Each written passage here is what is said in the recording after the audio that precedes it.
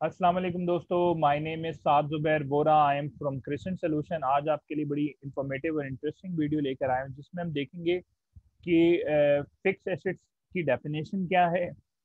इसके अलावा tangible assets कौन से होते हैं, इंटेंजिबल एसेट्स कौन से होते हैं, और कॉस्ट ऑफ अ मशीन कैसे हम जो है उसको कैलकुलेट कर सकते हैं। तो ये इस वीडियो में जो है हम मेन मेन पॉइंट्स कवर करेंगे। लास्ट जो मैंने वीडियो दी थी जिसमें डेप्रिसिएशन के बारे में बताया था और डेप्रिसिएशन के जो मेथड्स हैं, like straight line, double declining balance method, sum of the year digit method, units production method, ये चारों मेथड्स मैंने एक्सप्लेन किए थे वन बाय वन। उनके फॉर्मूलाज बताए थे, एक्सेल पे वर्किंग करके बताई थी आपको।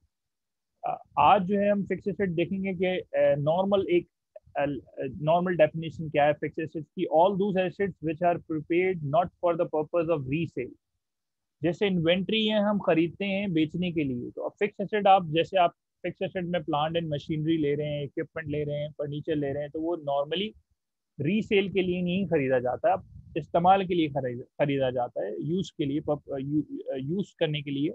फॉर लॉन्गर टर्म हम उसको जो है वो परचेज करते हैं। All those assets which are purchase not for the purpose of resale them and their service life is of longer duration. All assets are the fixed assets which have the following silent characteristics.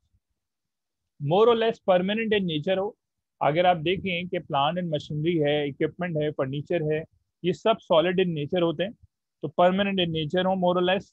Use in business operation में use हो रहे हो, not held for the purpose of resale. ठीक है। तो ये characteristics अगर हैं किसी एसेट्स के, तो वो नॉर्मली हम फिक्स एसेट में कंसीडर करेंगे उसको।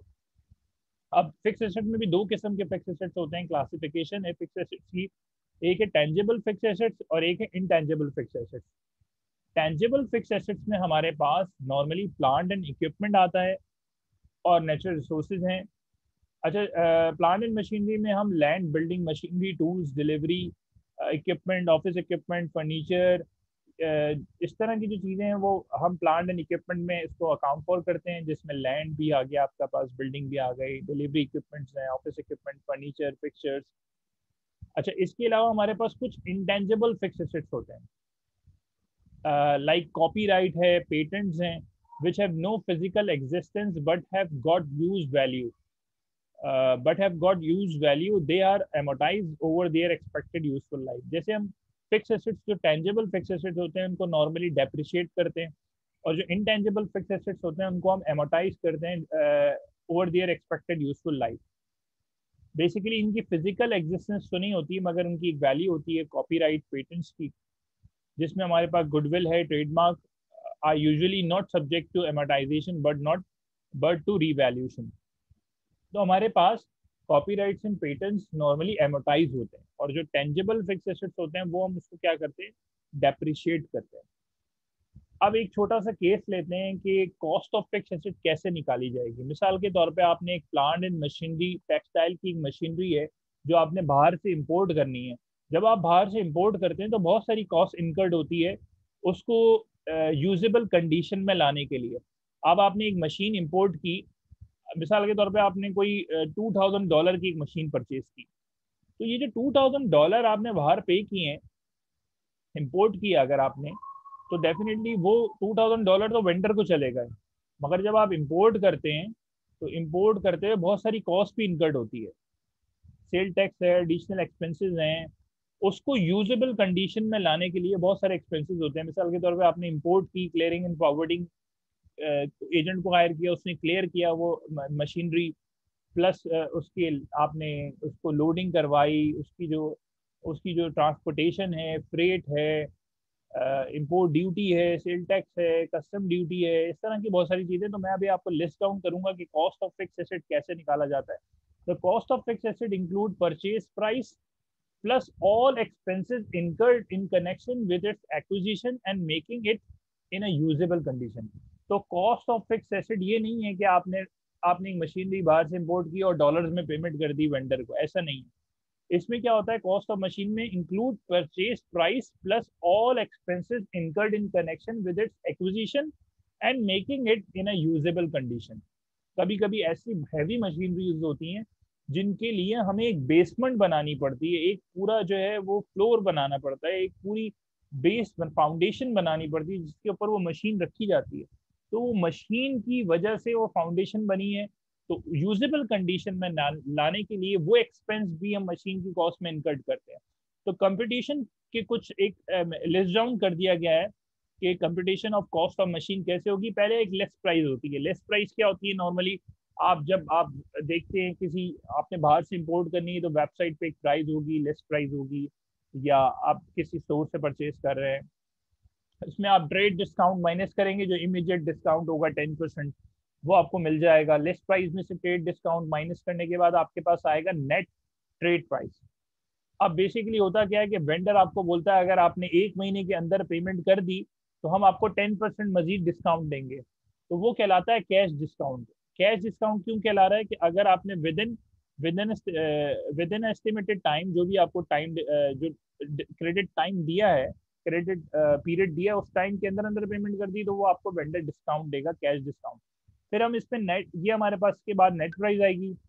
नेट प्राइस आने के बाद हमारे पास एडिशनल जो सेल टैक्स होता है उसको हम क्या करते हैं, ऐड कर देते हैं। उस सेल टैक्स को हम क्या करते हैं, ऐड कर देते हैं। फिर इनवॉइस प्राइस आ जाती है हमारे पास।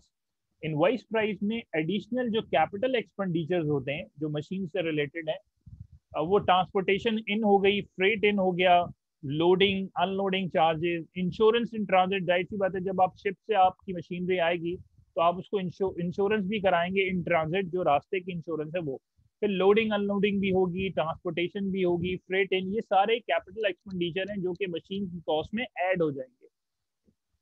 इसके अलावा आप मशीन आ गई है तो उसको इंस्टॉलेशन करानी पड़ेगी, तो इंस्टॉलेशन चार्जेस भी मशीन की कॉस्ट में ऐड हो जाएंगे। टेस्ट रनिंग चार्जेस ये भी जो है वो मशीन की कॉस्ट में ऐड करना पड़ेगा। इंपोर्ट अगर ड्यूटी है जो आपने पे की है तो वो भी ऐड होगी, कस्टम ड्यूटी भी ऐड होगी, registration fee, overhauling and replacement of part, ये सब एडिशनल एक्सपेंसेस जो कैपिटल एक्सपेंडिचर्स है वो ऐड हो जाएंगी मशीन की कॉस्ट में। फिर हमारे पास कॉस्ट ऑफ मशीन आ जाएगी, जिसमें से अगर कोई स्क्रैप वैल्यू है तो वो हम माइनस कर देंगे। तो हमारा कॉस्ट ऑफ मशीन हमारे पास आ चुकी है। उसमें से अगर आपको स्क्रैप डेप्रिसिएबल कॉस्ट निकालनी है तो कॉस्ट ऑफ मशीन में आप स्क्रैप वैल्यू माइनस करें तो डेप्रिसिएबल कॉस्ट आ जाएगी। ये डेप्रिसिएबल कॉस्ट जो है फिर आप डेफिनेटली उसको यूजफुल लाइफ से डिवाइड करते हैं तो डेप्रिसिएशन एक्सपेंस आता है। मगर जो यहाँ पे मेन पॉइंट है वो बताने का ये है कि कॉस्ट ऑफ मशीन के लिए ये पैटर्न अगर आप यूज करते हैं, ये जो मोटे मोटे एक्सपेंसेस हमने लिस्ट डाउन कर दिए हैं इसके अंदर, और इसी तरीके से चलिएगा। लिस्ट प्राइस में से ट्रेड डिस्काउंट, फिर कैश डिस्काउंट माइनस करने के बाद सेल टैक्स ऐड किया तो इनवॉइस प्राइस आ गई। उसके बाद एडिशनल जो कैपिटल एक्सपेंडिचर्स हैं जो मोटे मोटे मैंने आपको लिस्ट डाउन कर दिए हैं, ट्रांसपोर्टेशन है, लोडिंग है, इंश्योरेंस है, installation charges, test running charges, import duty, custom duty, overhauling replacement of parts. कभी कभी मशीनरी आती है उसमें ओवरऑलिंग रिक्वायर्ड होती है तभी वो यूजेबल कंडीशन में आती है, या रिप्लेसमेंट ऑफ पार्ट्स रिक्वायर्ड होते हैं तो वो फिर वो कॉस्ट ऑफ मशीन में ऐड हो जाते हैं। तो बेसिकली ये जो वीडियो थी वो इसमें हमने फोकस किया है कि हमारे फिक्स एसेट क्या होते हैं। फिक्स एसेट मैंने आपको ये बताया कि जो कि सॉलिड इन नेचर है, जो लॉन्ग ड्यूरेशन के लिए हमने लिए गए हैं, और इसमें जो है वो पर्पस हमारा सेल करना नहीं होता, उसको रीसेल करना नहीं होता, उसको इस्तेमाल करना होता है। इसके अलावा टेंजिबल एसेट्स देखे हमने, इंटेंजिबल एसेट्स देखे, और कॉस्ट ऑफ मशीन कैसे कंप्यूट करते हैं वो हमने देखा इस वीडियो में। इसके अलावा जो डेप्रिसिएशन के मेथड्स हैं उसकी वीडियो में ऑलरेडी प्रोवाइड कर चुका हूँ, वो इंशाल्लाह डिस्क्रिप्शन में भी दे दूंगा। I hope you have enjoyed this video. Kindly share to your friends and colleagues. Thank you very much. अल्लाह हाफिज।